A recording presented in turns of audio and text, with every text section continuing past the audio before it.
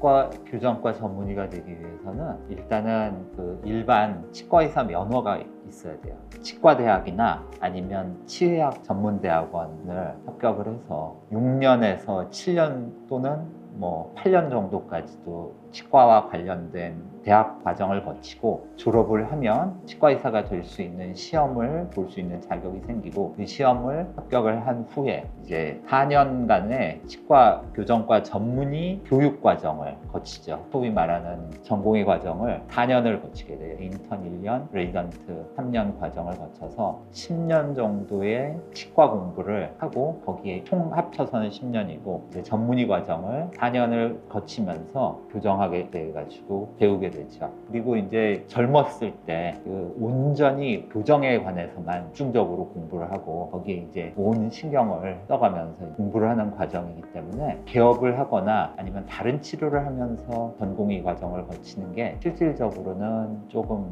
어렵다고 보고, 왜 그러냐면 집중을 해서 공부를 하는 거랑 이것저것 다 하면서 공부를 하는 거랑 좀 틀리다고 생각을 하거든요. 왜 그러냐면은 한 가지에 집중한다는 그런 과정 자체가, 저런 얘기도 있죠. 10,000시간의 법칙이라고 들어보신 적 있을지 모르겠지만은 10,000시간 정도는 한 가지에 집중을 해야지 전문가가 된다, 이렇게 표현을 하는데, 사실 그런 집중하는 과정도 거치기도 하지만 거기에 온전히 모든 정신이나 이제 생활 환경 습관이나 이런 것까지 다 거기에 적응을 해서 공부를 하는 시간을 거치면은 전문의 자격증을 보는 자격이 생기긴 하지만, 솔직히 말해서 그걸로 끄실 수는 없어요. 왜 그러냐면 이제 그거는 이제 그 진짜 전문가가 되기 위한 기본 과정을 거쳤다고 생각을 할 수가 있겠죠. 그러니까 뭐냐면은 법학전문대학원을 나오거나 그래서 변호사가 됐다 그래서 그 사람이 모든 거를 다 잘 알고 능수능란하게 헤쳐나가기가 쉽지는 않은 것처럼, 교정 과정을 거쳤다 그래도 이제 그 수련을 마치고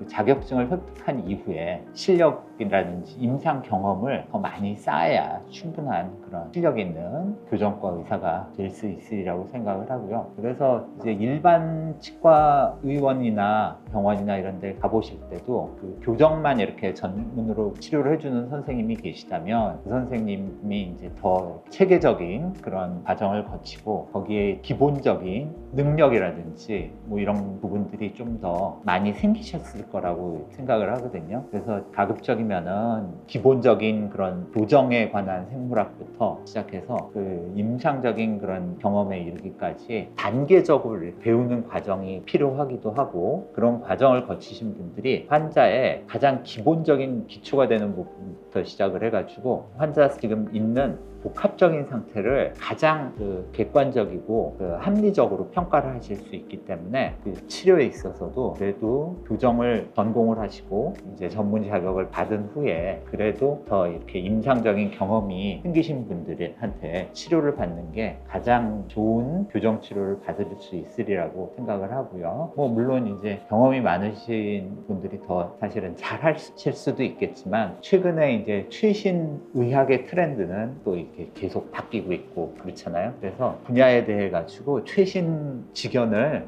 같이 이렇게 습득을 하신 선생님들한테 또 치료를 받는 것도 조금 더 발전된 치료를 받으실 수 있는 그런 방법으로 생각이 듭니다.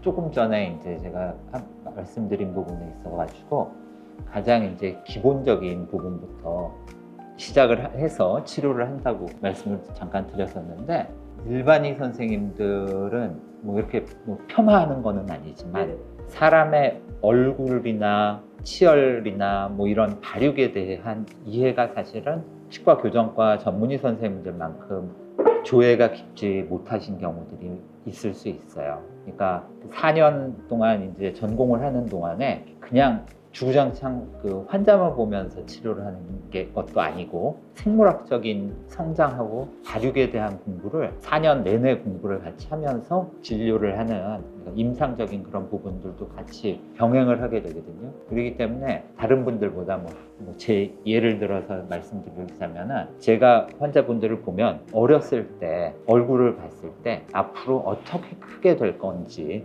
어떻게 성장을 하게 될 건지를 대략적으로 예측을 하게 되기 때문에 그 부분에 있어서 앞으로 바뀔 얼굴에 대해 예상을 하고 그 다음에 이제 그 치료 계획을 세워서 치료를 하게 되거든요. 그냥 이제 지금 있는 상태만 치료를 하는 그런 부분들이 아니라 바뀔 얼굴에 대해서 이미 예측을 하고 치료를 하기 때문에 그 일반 치과의사 선생님들이랑 같은 장치를 쓰고 치료를 한다 하더라도 치료 계획 자체도 틀려질 수 있고 치료 과정도 틀리면 또 이제 결과 자체도 이 성장과 발육을 감안한 그런 그 치료 계획을 세우기 때문에 이제 치료 결과가 아무래도 조금 더 이 치과 교정과 전문의 선생님들이 치료를 하시는 게 아무래도 좀 더 낫지 않겠나 그렇게 생각이 돼요.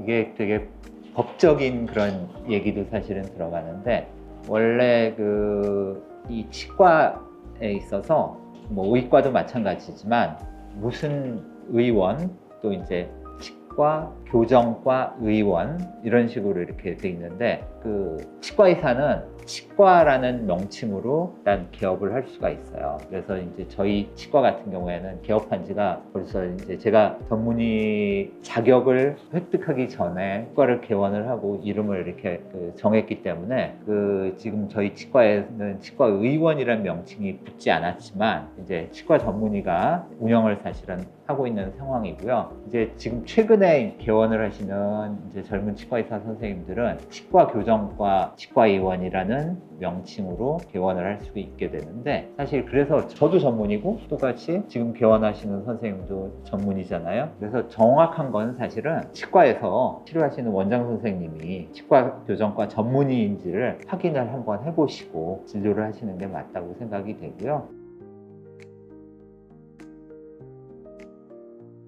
그러니까 처음에 의사도 마찬가지지만 치과의사도 마찬가지로 의사 면허증을 받으면은 이제 어떤 약이나 어떤 치료든 해도 법에 저촉되지 않아요. 치과의사도 마찬가지로 치과에 관한 치료는 그 전문의가 됐건 일반 치과의사가 됐건 모든 치료를 다 할 수가 있거든요. 일단 법적으로 뭐든지 다 할 수 있어서 지금 치과에서 분류는 돼 있지만은 자기 전공하지 않은 거에 대해서 치료를 하는 게 불법은 아니에요. 얼마만큼 이제 또 공부를 또 열심히 하고 식견이 생겼냐에 따라서 치료를 뭐 잘할 수도 있고 좀 부족한 부분이 있을 수도 있고 그렇겠죠.